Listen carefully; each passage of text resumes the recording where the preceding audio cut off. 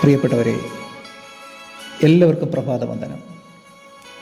വീണ്ടും പുതിയൊരു മാസത്തിലേക്ക് 2026 ഫെബ്രുവരി 1-ാം തീയതി നിങ്ങളുടെ സങ്കടം മാറി സന്തോഷം പ്രാപിക്കുന്ന ദിവസവും മാസവുമാണിത്.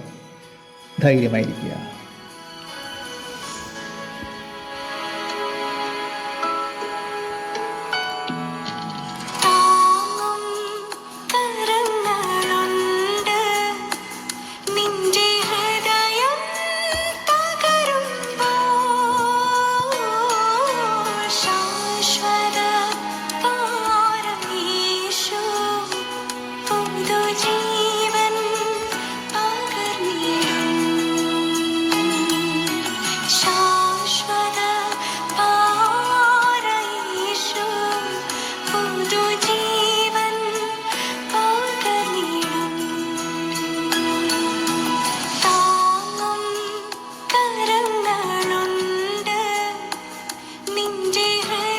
ജീവിതത്തിൽ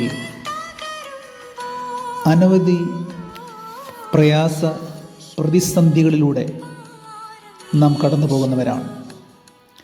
ജീവിതത്തിൽ ഒരു പ്രാവശ്യം പോലും സങ്കടപ്പെടാത്ത ആരും തന്നെ ഈ ലോകത്തിലില്ല.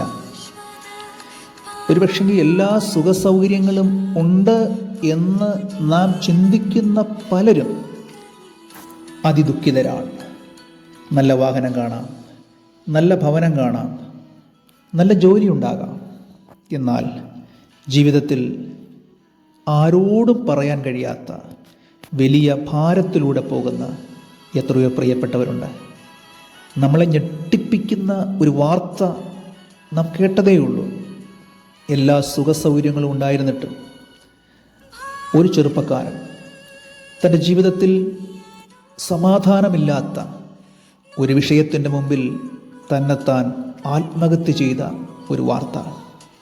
പ്രിയപ്പെട്ടവരെ, ജീവിതത്തിൽ ദുഃഖത്തിൻ്റെയും വേദനയുടെയും ഒക്കെ അനുഭവങ്ങളിലൂടെ ചിലപ്പോൾ നാം കടന്നു പോകേണ്ടി വരാം.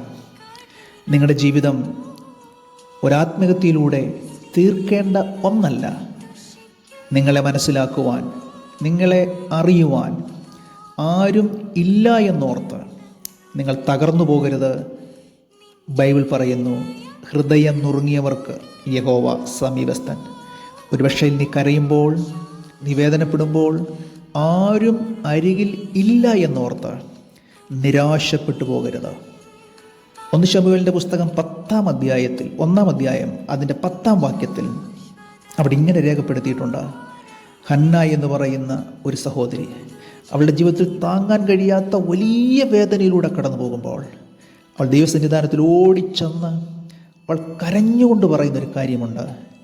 കർത്താവേ, അങ്ങൻ്റെ സങ്കടമൊന്ന് കാണണം, അങ്ങനെ മറക്കരുത്, അങ്ങനെ ഓർക്കണം. ഒരുപക്ഷെങ്കിൽ നമ്മെ മറന്നവരുണ്ടാകാം, ഒരുപക്ഷെങ്കിൽ നമ്മെ കുറ്റപ്പെടുത്തുന്നവരുണ്ടാകാം, ഒരുപക്ഷെങ്കിൽ നമ്മെ വേദനിപ്പിക്കുന്നവരുണ്ടാകാം. പ്രിയപ്പെട്ടവരെ, അവരുടെ മുമ്പിൽ നിങ്ങൾ തകർന്നു പോകാനല്ല.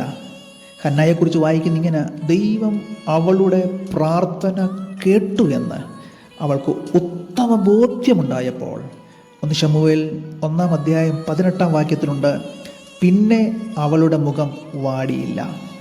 ഈ ദിവസങ്ങളിൽ മാനസികമായ ചില സംഘർഷങ്ങളിലൂടെ ആരോടും പറയാൻ കഴിയാതെ ഒറ്റയ്ക്കിരുന്ന് സങ്കടപ്പെടുന്ന ചിലരോടാണ് പറയുന്നത്, നിൻ്റെ സങ്കടം കാണുവാൻ ഒരു ദൈവം സ്വർഗത്തിലുണ്ട്. നമ്മുടെ വേദന അറിയുന്നൊരു നല്ല കർത്താവ് യേശു ഇങ്ങനെ പറഞ്ഞു, നിങ്ങളുടെ ഹൃദയം കലങ്ങിപ്പോകരുത്. യേശു ഈ പ്രഭാതത്തിൽ നിങ്ങളുടെ ഭവനത്തിലുണ്ട്, നിങ്ങൾ ചെയ്യുന്ന ജോലി ചെയ്യുന്ന സ്ഥാപനത്തിലുണ്ട്, നീ പഠിക്കുന്ന സ്കൂളിലുണ്ട്.